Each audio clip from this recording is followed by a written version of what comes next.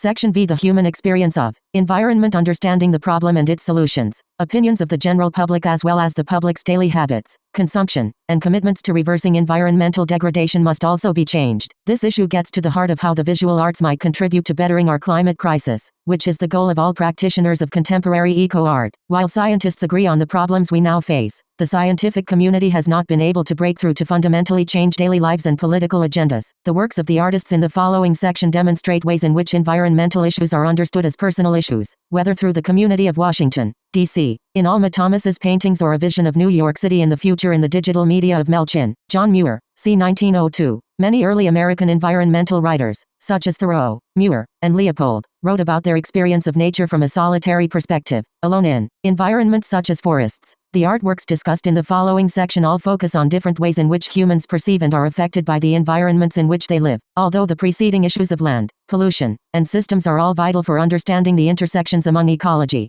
climate, and the history of art, there is a tendency within the larger field of environmental science to focus on objective data instead of subjective experience. While the former topics are necessary for understanding environmental history and the planet's present ecological predicament, they are not sufficient in and of themselves. What that means is that the current climate crisis will not be fixed solely by, finally, as the practices of many of these artists emphasize, the human experience of environment is not a universal one. Many early American environmental writers, such as Henry David Thoreau, John Muir, and Aldo Leopold, wrote about their experience of nature from a solitary perspective, alone in environments such as forests. Their wonder and reflections on the power and importance of the natural world serve as important contributions to the formation of an ethics of environmentalism in the 20th century. However, there is an undercurrent in such writing that implies the privilege possessed by the solitary environmentalist who can wander and settle wherever he wishes, as these writers were also predominantly men. More recent writing by feminist authors and scholars of indigenous culture points out that the environmentalist tradition also tends to silence perspectives of gender and cultural difference in its constructions of environmental experience. 49. The artists in this section open that human experience to the individuality and differences that make environmental experiences uniquely important across cultures and communities. Selected work. Alma Thomas, Snoopy Early Sun Display on Earth, 1970. Alma Woodsey Thomas, 1891–1978, was an African-American artist and teacher who was born in Columbus, Georgia, and moved with her family when she was 16 years old to Washington, D.C., to escape racial oppression and continue her education. She graduated from Howard University with a bachelor's degree in fine art in 1924, as the first graduate from the university's newly established fine arts program, and pursued a career as an art teacher locally at Shaw Junior High School in D.C. during 35 years of teaching. Thomas continued to practice her own art as a painter, earned a master's degree in art education, and actively promoted community arts programs in the city. Upon her retirement from teaching in 1960, Thomas was able to turn her attention full-time to her own painting, which had recently shifted in style from figurative art depicting real-life scenes to abstract art that foregrounded shape and color. In 1972, when she was 81 years old, her art was exhibited in a solo exhibition at the Whitney Museum of American Art, making Thomas the first black woman to have a one-person exhibition at that institution. Alma Thomas's painting Snoopy Early Sun Display on Earth is characteristic of the abstract, colorful compositions that she created during the final phase of her career. It belongs to a series that Thomas called Space Paintings.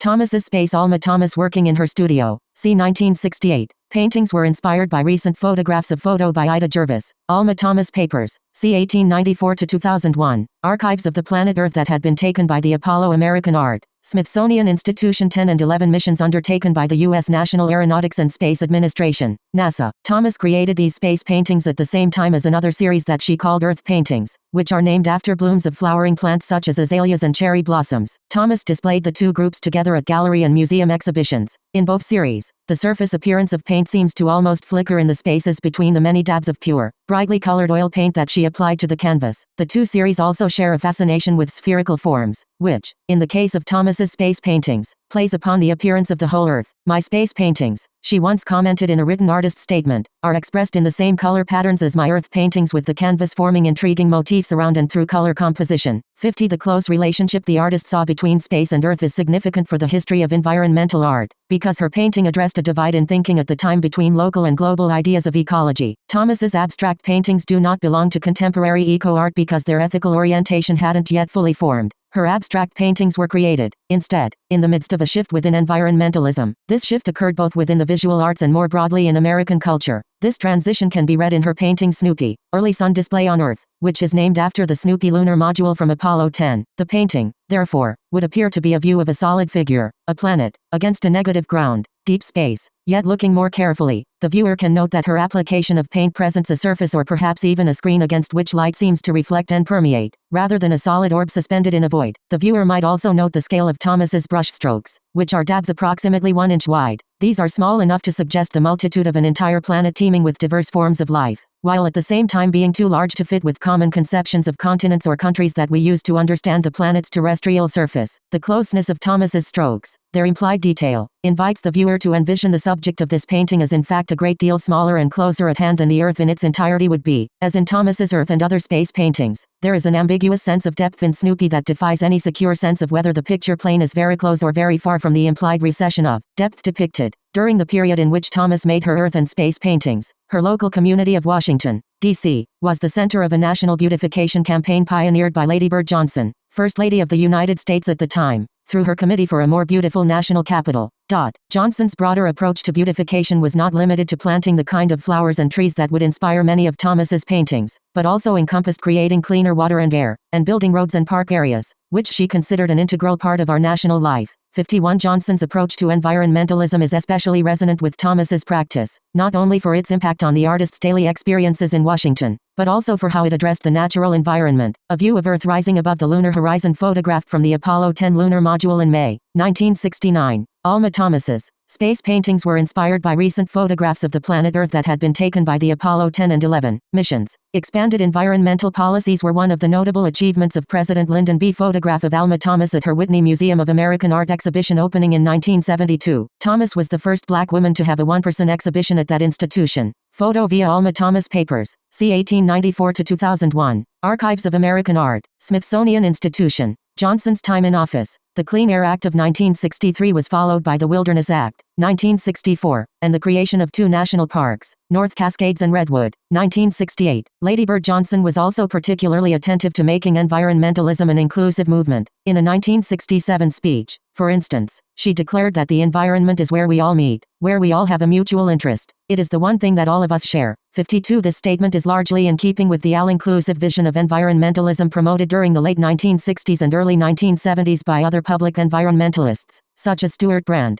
who published the Whole Earth Catalog beginning in 1968, James Lovelock and Lynn Margulis, who conceived the Gaia hypothesis in the early 1970s, and Arne Naess, whose deep ecology movement launched in 1973. Though not every priority was uniformly agreed upon, the central tenets of the environmental movement addressed the Earth's ecosystems as a collective resource that should be protected for and by all. However, in a deeply critical indictment of this movement, the author Nathan Hare would write in Black Ecology, 1970, that blacks and their environmental interests have been so blatantly omitted that blacks and the ecology movement currently stand in contradiction to each other. 53. First Lady Lady Bird Johnson speaks at a conference on the He argued that the movement's aesthetic and beautification of Washington, D.C., in 1965, recreational focus on parklands and generalization of shared resources like air and water had hidden the more specific and dire conditions faced by many black urban communities. Such an understanding of ecology as bound to the social and historical conditions of specific localities would give rise to the recognition of an environmental justice movement, which seeks to combat the racism of ecological threats that proportionally affect communities of poor people and people of color more than those of the wealthy and predominantly white. In paintings like Snoopy Early Sun Display on Earth,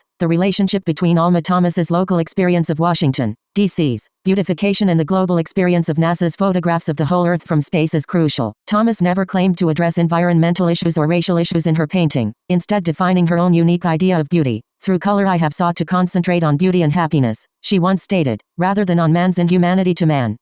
54. Her aspiration toward a kind of complete and inclusive joy is one that shares Lady Bird Johnson's conviction that beauty has an impact beyond shallow surface effects and cosmetic solutions, while also representing an experience of beauty that cannot be separated from the particular community and individual experiences in which it arises. Selected work, Ana Mendieta, Untitled, Saluda Series, 1978. Ana Mendieta, 1948-85, was born in Havana, Cuba, and left the island in 1961 following the Cuban Revolution through Operation Pedro Pan, an American government program run by Catholic Charities, which managed to transport 14,000 unaccompanied children out of Fidel Castro's Cuba to the United States. Mendieta and her sister Raqueline spent 5 years in a series of foster homes in Iowa before being reunited with their mother and brother. It would be another 13 years before they would see their father again. In her haunting multimedia performances, Mendieta draws on both North American and Cuban aesthetic sources in an attempt to bridge the painful chasm created by her exile. Mendieta completed Bachelor's and Master of Arts degrees in painting at the University of Iowa in 1972 and then entered the university's multimedia and video art program program. Graduating with a Master of Fine Arts degree in 1977, the Iowa program encouraged students and faculty to move beyond traditional fine arts categories like painting and sculpture to pursue work that was interdisciplinary, exploring the ways in which dance, theater, writing, Cuban children waiting in line to emigrate as part of music, and other creative forms could merge with Operation Pedro Pan, of which Ana Mendieta and her sister the visual arts. During her time as a student in the Were Apart multimedia program, Mendieta shifted her focus from painting to a more conceptually based form of performance art that incorporated elements of sculpture and photography to explore issues of gender and identity. In exploring ways to use her body as a sculptural material, Mendieta began to make works that documented her body's transformations through actions like pressing her face against a piece of plexiglass or changing her appearance through the addition of facial hair, makeup, or a nylon stocking pulled over her head. In one early piece, Grass on Woman, 1972, Mendieta lay face down in the grass and partially covered herself with more cut grass, foreshadowing her later Saluda series of body earthworks. With the encouragement of the experimental approaches in her courses, Mendieta explored the uses of the body in increasingly unusual ways. In works like Feathers on Woman of 1972, she covered her naked body with chicken feathers to transform herself into the Mesoamerican feathered serpent Quetzalcoatl. In Chicken Piece of the same year, she carried out a ritualistic performance with the blood of a decapitated chicken, rendering her body an extreme expressionistic action painting and evoking both Cuban Santeria rituals and the radical performances of other post-World War II artists such as Carolee Schneemann, Chris Burden, and the Viennese actionists, who incorporated elements of danger, bodily fluids, and slain animals in many of their performances. In 1973, Mendieta traveled to Oaxaca, Mexico, to study pre-Columbian cultural sites, which inspired in her a connection between the religious aura of the place and her native Cuba. In Mexico, she began to develop a series of site-specific body works that integrated sacred and secular forms. 55 in works made on this and subsequent trips to Mexico, Mendieta seemed to reconnect with the Latin American culture that, to her, felt close to the Cuban one from which she had been abruptly separated as a child, while at the same time grounding her performances more thoroughly with concerns of ecology and place. 56. While Mendieta was not herself Mexican, her study of Roman Catholic and pre-Columbian sources, which she incorporated into her works, suggests her interest in Ana Mendieta pursued a conceptually based form of the hybridity of different Latin American cultures, performance art that incorporated elements of sculpture and photography to explore issues of gender and identity. At the same time, because Mendieta could not photo credit the estate of Ana Mendieta Collection, LLC, via gallery explore pre-Columbian sources in her native Cuba, Lalong and Company, her works could sometimes seem essentializing, treating cultural symbols fairly loosely and without concern for their specific historic and cultural meanings. In one Oaxacan piece, called Flowers on Body, for example, Mendieta lay down nude in a shallow empty grave at an archaeological site and had a collaborator place white flowers over her head, neck, chest, torso, and legs. The collaborator then quickly photographed the performance from different angles before the authorities had time to object. In this work, Mendieta blended symbols of life and death in an attempt to re-establish a symbolic connection to pre-Columbian culture, a connection she prioritized over the methods of archaeological science. 57. The Saluda series, which she also began in 1973, consisted of traced or sculpted outlines of Mendieta's body on the ground using various materials and methods that include ignited gunpowder, leaves, grass, mud, stones, other natural elements, and cloth. In some works, as in the one shown in your art reproductions booklet, she occasionally left additional marks of her movement and presence, such as handprints, created in both Mexico and in Iowa. The Saludas are at once a continuation of Mendieta's earlier interests in performance, gender, and violence, while at the same time extending these to ecological concerns more directly. The manner in which the Saludas examined female presence on the earth and disappeared quickly by washing or blowing away in the wind offered a stark contrast to the environmental disruption and permanence of the earthwork artists. Speaking in an interview, she commented, "I am redefining nature in a different way. I am thinking of the males, Robert Smithson and those people. He brutalized nature. He used it." 58. In place of using nature, Mendieta sought to feed into what she understood as a universal and material energy coursing through the earth. Reflecting on the entire series of Saludas after its completion in 1978, Mendieta would write, "I have been carrying on a dialogue between the landscape and the female body, based on my own silhouette. I believe this has been a direct result of my having been torn from my homeland, Cuba, during my adolescence. I am overwhelmed by the feeling of having been cast out from the womb. Nature. My art is a way I re-establish the bonds that unite me to the universe. It is a return to the material source." 59. Mendieta traveled back to Mexico several times in the 1970s and to Cuba in the 1980s as a member of the Círculo de Cultura Cubana, Cuban Cultural Circle. In Cuba, she served as a tour guide,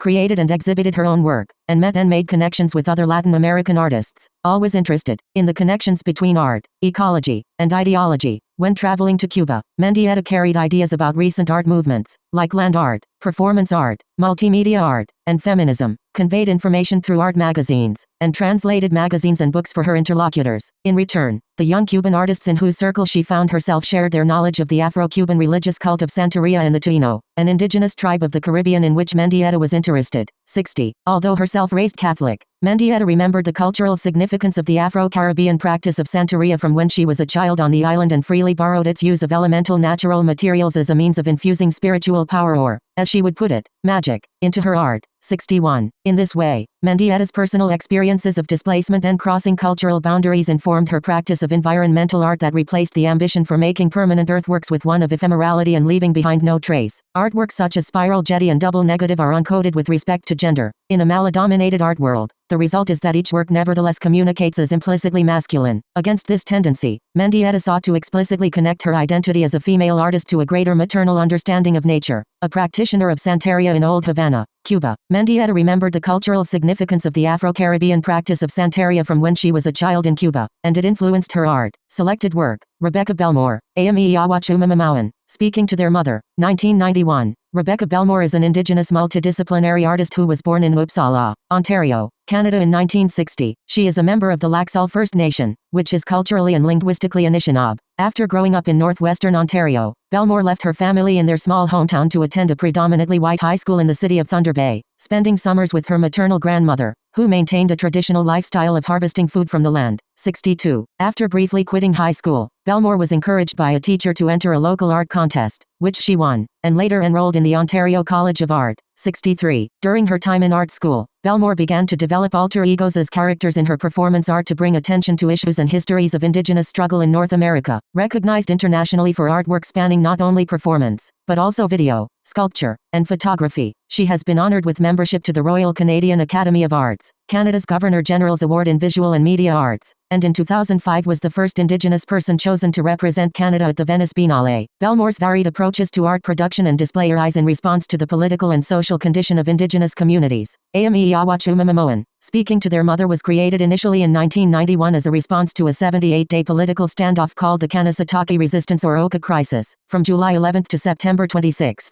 1990, a group of 55 people belonging to the indigenous Mohawk tribe protested in the Conoake Reserve in Quebec. They were attempting to block the construction of a golf course and townhomes on the lands, whose ownership was disputed and which contained a burial ground. The standoff between protesters and the police officers ended when the Canadian Army arrived with more than 2,000 soldiers, after which the federal government purchased the land and ceased the proposed construction, but did not designate the territory as a Mohawk reserve. The following year, Belmore had a residency at the Banff Centre for Arts and Creativity, and, in the aftermath of the Conoake standoff, wanted to generate dialogue regarding Indigenous land rights and the Canadian government. She created a huge megaphone. Amy Iawachumamamawan, Speaking to Their Mother is a cone made of wood and animal hide measuring 6 feet wide and 7 feet long and occasionally includes an electronic megaphone attached to one end. Belmore estimates that it will amplify a voice up to 9 times. In Rebecca Belmore at her performance art piece for Nui, her first performance with the work, Belmore and Blanche 2016 at the Art Gallery of Ontario, a group of participants carried the megaphone by Patternite, own work, CC by Say 4.0, through a forest and assembled it near Alberta's https://commons.wikimedia.org/w/index.php?q=5271250. Johnson Lake, pointing it toward the nearby Rocky Mountain Range. Belmore began by speaking directly to the land and was followed by Indigenous leaders, activists, and poets who did the same. Rather than being a traditional art object that is primarily meant to be looked at, the megaphone is a device for activating artistic performance and social gatherings, inviting speech not only from Belmore as the artist, but anyone who accepts her invitation to speak to the land, which is a land that Belmore, like Ana Mendieta, addresses as maternal. Akin to Mendieta's artwork, Belmore Speaking to Their Mother is also an object that resists the tradition of site-based sculpture that possesses its place on the land. Instead, Belmore's artwork invites its participants to question the seizure and possession of sites. It is a relationship to site that can be understood through what Vanessa Watts, a scholar of Anishinaabe culture, calls place thought, which is based upon the premise that land is alive and thinking and that humans and non-humans derive agency through the extension of these thoughts. 64. After the sculpture's initial installation in Banff National Park, Belmore took Speaking to Their Mother across Canada and the United States in 1992 and then 1996. 1992 was a particularly important year for addressing ongoing Indigenous social and environmental issues, as it marked the 500th anniversary of Christopher Columbus's first landing in the Americas and the beginning of European colonization. Recently, as cultural, Amy Iawachuma speaking to their mother was created initially in 1991 as a response to a 78-day political standoff called the Kanesatake Resistance or Oka. Crisis commentators and environmental scholars have increasingly accepted the existence of an Anthropocene, or geological era of the Earth created by human activity. Debate is ongoing as to how that geological era of humans should be dated, while some scientists and historians have suggested that the start date of the Anthropocene should be placed at the beginning of the Industrial Revolution, in the late 18th century, and others at what is commonly called the Great Acceleration of Carbon Emissions in the mid-20th century. There is some agreement that European colonization, centuries earlier, was a key development that triggered the series of activities leading to our current climate crisis. Reflecting on the 1992 anniversary, Belmore has since spoken about the importance of engaging with different native communities with her megaphone. She explains that, taking it to First Nations communities on reserves, rural as well as urban, was really interesting. When someone spoke through that megaphone, people would generally sit well in front, and face away from the object, which I thought was really quite beautiful. The art object itself was simply a tool, and people weren't actually looking at it, they were looking out to the land, and the urban landscape. Asking people to address the land directly was an attempt to hear political protest as poetic action. 65. As scholars of Belmore's artwork have noted, it is important to recognize that not all indigenous peoples across North America understand their relation to land the same way. By inviting different voices and different communities to speak into the megaphone, speaking to their mother encourages the co-production of performances and the amplification of various native voices, in place of traditional art objects that are positioned in galleries and museums to be analyzed by critics. 66. More recently, Belmore has returned to the form of a sculptural cone for a series of performative works she created in 2017 called Wave Sound, consisting of 4 large, thin metal cones. The individual objects of wave sound were contoured uniquely in response to the respective sites of their installation in Banff National Park, Pukasqua National Park, Georgian Bay Islands National Park, and Gros Morne National Park. Whereas speaking to their mother asks participants to speak into its megaphone, Wave Sound asks them to listen. That is, in place of a megaphone, Wave Sound is fashioned as a giant ear trumpet for experiencing the environment through sound. As curator Canis Hopkins writes, Belmore's work concerns not only what we hear, but how we might truly listen to those sounds. 67. Rebecca Belmore was the first Indigenous person chosen to represent Canada at the Venice Biennale. Photo credit, Gunter Kravis. Selected work, Mel Chin. Unmoored. 2018. Mel Chin is an Asian American artist who was born in Houston, Texas, in 1951. The child of Chinese parents, he was the first person in his family to be born in the United States. Educated at the Peabody College of Vanderbilt University, his professional work since the 1970s resists easy categorization within the field of contemporary art, engaging a wide range of social and ecological concerns. His practice includes various media and approaches, including sculpture, earthworks, animation, installation, film, collage, and performance. He is the recipient of numerous awards in recognition of his art practice, including fellowships from the National Endowment for the Arts, the John Simon Guggenheim Memorial Foundation, and the MacArthur Fellows Program. Many of Chin's budding interests can be traced through his early work Seesaw of 1976, in which he buried 2 6-foot by 6-foot boxes in Houston's Herman Park, so that their tops just touched the surface of the lawn and connected them with an underground hydraulic system. When stepped on by participants, one side of the Mel Chin's works include various media and approaches. Work would slowly sink, while the other slowly including sculpture, earthworks, animation, installation, film, rose. Seesaw is an artwork that uses familiar collage and performance artistic forms, in this case, the square boxes of sculptural minimalism and site-based focus of earthworks, to generate unexpected experiences from participants, especially encouraging social interaction among small groups that would need to closely cluster on each box to manipulate its movement. It's also playful, drawing upon the language and basic form of a common children's playground object. Seesaw operates in a manner that connects the human manipulation of landscapes, childhood memory, and the act of looking, both what participants can see and what they saw.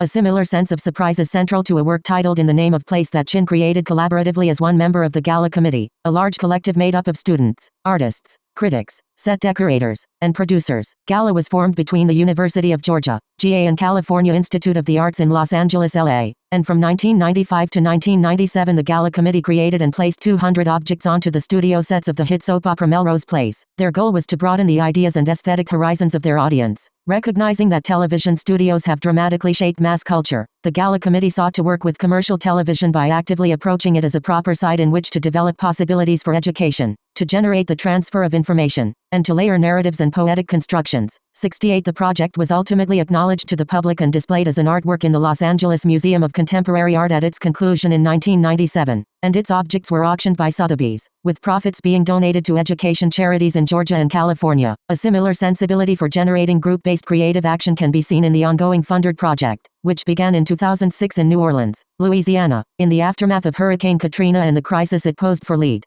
Polluted water. Recognizing that childhood lead poisoning in children is a problem that can be practically solved, Chin was inspired to bring together collaborators, including nearly 500,000 adults and children, to collect funded dollar bills. Each of these is a uniquely drawn $100 bill and contributes to the funded project by increasing its participants and building public consciousness in an effort to create a coalition powerful enough to end lead poisoning. Detail of funders on view at the Contemporary Art Museum in Houston. In other projects, Chin engages with collaborators photo, Rick Gardner, courtesy funded project who do not make art alongside of him, but who lend the expertise of their own fields of specialty. Revival Field is one of the most widely recognized of these interdisciplinary projects. Begun in 1991 and ongoing to the present day, the work tackles a fundamental ecological problem of the industrial era. In the process of producing heavy metals such as zinc, lead, cadmium, and copper, particulate is created that enters the environment and pollutes the soil. Working with an agronomist from the United States Department of Agriculture named Rufus Chaney, Chin devised a method for removing these heavy metals from the ground by planting thlaspi, a variety of plant known as a hyperaccumulator that absorbs heavy metal particulate into its roots and leaves. Drawing from the visual language of earthworks, Chin installed thlaspi in a circle, surrounded by a chain-link fence, with an additional perimeter of square fencing to the outside, in the Pig's Eye landfill in St. Paul, Minnesota. As he and Chaney had suspected, the plants have been effective in removing cadmium from the contaminated soil. As an artwork that ecologically remediates its site, Revival Field departs from an earlier generation of site-based earthworks. While it similarly is an artwork that alters its environment and must be experienced in a specific place, Revival Field differs in that it also effectively improves the ecological condition of that place. While Chin has addressed the environmental problems of pollution and contamination throughout his career, more recent projects have turned to the more encompassing issue of climate change. These include his film The Arctic is of 2015, which features Jens Danielson, an Inuit hunter from northern Greenland, who speaks about the dire effects of the climate crisis that have spread from the Arctic to everywhere around the globe. As he pulls a dog sled along the streets of Paris, France, and along the bank of the Seine River, Chin made the film during COP21, the UN Paris Climate Change Conference that resulted in the Paris Agreement. The Arctic is Paris. Danielson says the Arctic is Kiribati, Beijing, Beirut, Jakarta, New York, Rio, Santiago, Dallas, Dakar, Mumbai, Miami, Haiti, Helsinki. The Arctic has always been part of the climate you know. Now, that Arctic is no more. 69. Unmoored brings together and advances many of the characteristics of Chin's practice, including interdisciplinary collaboration, the experimental use of technology, engagement with site, and social and environmental activism. During the summer of 2018, visitors to Times Square in New York City could access Unmoored as a digital app on their smartphone. Holding their phone up in the air, the image of multiple boats and floating plankton would appear on their screens over top of the visible environment, allowing participants to envision what the city of New York might look like under 26 feet of water in a climate-changed future after glacier melt and rising oceans. Exhibited alongside Wake, a 21-foot animatronic sculpture combining the forms of a beached whale and sunken ship, Unmoored was the result of a team of computer scientists, designers, and scientists working to realize Chin's vision. That vision offered visitors a new way to see their environment, and, in doing so, prompted the question of whether that experience would more deeply affect daily decisions regarding consumption and waste, or, like the funded project, create a coalition strong enough to demand substantial political action. Chin's use of mixed reality, or the blending of real and digital experience, in Unmoored follows years of experimentation by artists, activists, and politicians alike in trying to alter public opinion and action pertaining to climate. As recently as the late 20th century, there had existed genuine debate as to whether the ecological balance of the planet could be permanently altered by human behavior. As the reality of the planet's changing conditions became more universally accepted by scientists, however, there has remained a large gap between the scientific community's recommendations and genuine change. In 2006, the former U.S. Vice President Al Gore made and starred in the documentary film An Inconvenient Truth, which was widely viewed and discussed at that time. As a benchmark in the cultural history of climate change in the United States, it marks a moment in which much of the public had been informed about the climate crisis but continued to do very little to slow its advance. Unmoored also uses the technology of moving images, but rather than documentary information or a forecasted future expressed in numbers and data, Chin's work attempts to motivate change by creating a more interactive experience for its participants. In place of the passive role of a spectator simply watching a film, users of Unmoored could move their phones and their own bodies through Times Square to explore the apocalyptic future it presented.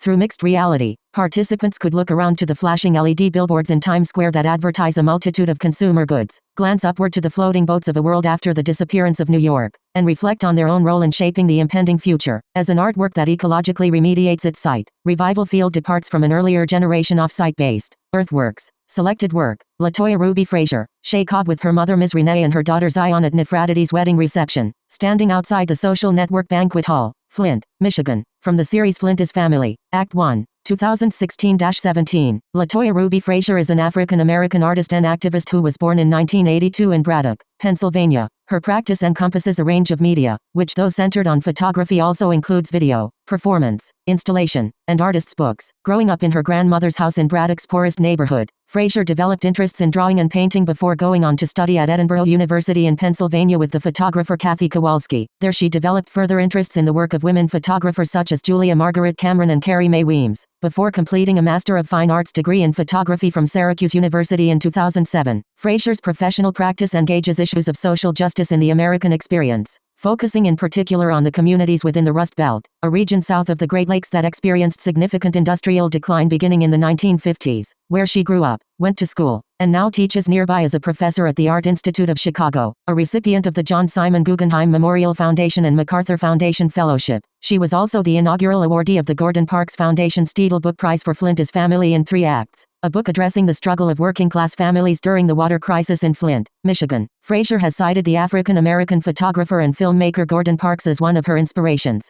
Parks famously described his camera as his choice of weapons for combating racism and inequality in America. 70. Frazier has repeatedly employed the format of the family photo album as a genre in which to produce her work, dating from the earliest use of the daguerreotype after the invention of photography in the 19th century, and early practice of artists like Julia Margaret Cameron in making pictures of their closest friends and family. Family albums have consistently been associated with the private circulation of photography in the world, as opposed to the more public circulation of both documentary photographs and photographs explicitly created as works of art. Frazier's early project A Notion of Family, 2001-14 reveals the ways in which she draws upon the interpersonal closeness of the family album, as a means to explore and critique broader cultural and systemic issues. Shot in her hometown of Braddock, the series includes photographs of Frazier's family members shot in the domestic environments of their homes alongside images of decrepit buildings falling apart, such as the Edgar Thomson Steel Works, where the photographer's family members worked. The Edgar Thomson Steel Works initially brought working-class prosperity to the town, before experiencing severe pay cuts, layoffs, and contraction to the point of near collapse during the 1980s, ultimately contributing to a 90% reduction in the town's population. In the 2014 book published under the same title of A Notion of Family, Frazier provides brief descriptions next to her photographs, noting challenges such as hers and her mother's battle against the effects of long-term exposure to toxic metals. The starkness of Frazier's presentation of human faces and bodies recalls photographs of poverty and struggle during the Great Depression depicted by artists such as Dorothea Lange and Arthur Rothstein. Unlike that preceding work, however, it is vital to Frazier's practice that she photograph and show only people that she knows well and who have given her permission to take and display their image. Central to Frazier's practice is also a concern for representation. In discussing her work in her hometown, she describes looking at the book Images of America, Braddock, Allegheny County in 2009 during a trip to the Latoya Ruby Frazier at the 2011 Look 3 conference, by John Ramsput, https://www.flickr.com/photos/jramspot/5823807523 cc by 2.0 https://commons.wikimedia.org/w/index.php??q531951005 Braddock Carnegie Library. Observing. By the time I turned to the last page I realized that all the African Americans who had contributed to this great history were excluded. This continued omission, erasure, invisibility, and silence surrounding African American sacrifices to Braddock and the American grand narrative is why I've chosen to work with a 20th century documentary aesthetic. It's also the reason why it is necessary to tell the story of 3 generations of women whose lives parallel the rise and fall of the steel mill industry, and to tell how we survived the subsequent 30 years of disinvestment and abandonment by local, state, and federal governments. 71. This inclusion of people of color in contemporary American history being shown through the perspective of artists of color is part of a longer. Latoya Ruby Frazier has cited the African American trajectory of resisting the representation of BIPOC. Photographer and filmmaker Gordon Parks is one of her Black, Indigenous, people of color subjects inspirations, by predominantly white institutions. Historical by copyright David Finn Archive, Department of Image Collections, National Gallery of Art Library, Washington, D.C., cc by say 4.0, https://commons, exhibitions, like Edward Steekens Landmark 1955 wikimedia.org/w/index.php curate equals 130,034,082 show Family of Man at the Museum of Modern Art in New York, for instance, have been criticized for sparingly including the black photographers Gordon Parks and Roy DeCarava as a largely empty gesture for projecting the notion of a universal family of humanity. Frazier's and other artists' approach to reworking the public presentation of black families has joined the rise of dozens of African American museums founded since the mid-20th century to promote black visibility in American art. 72. As Fraser notes, part of her own approach to representation also includes giving her camera to others, so that she can also be pictured and not merely exist as an invisible presence behind her artwork. I was combating stereotypes of someone like my mother and I, she has said, who are often depicted in the media in the most dehumanizing way, as poor, worthless, or on welfare. We found a way to deal with these types of problems on our own through photographing each other. I realized that it's important to give the camera to my family and also become the subject of the work.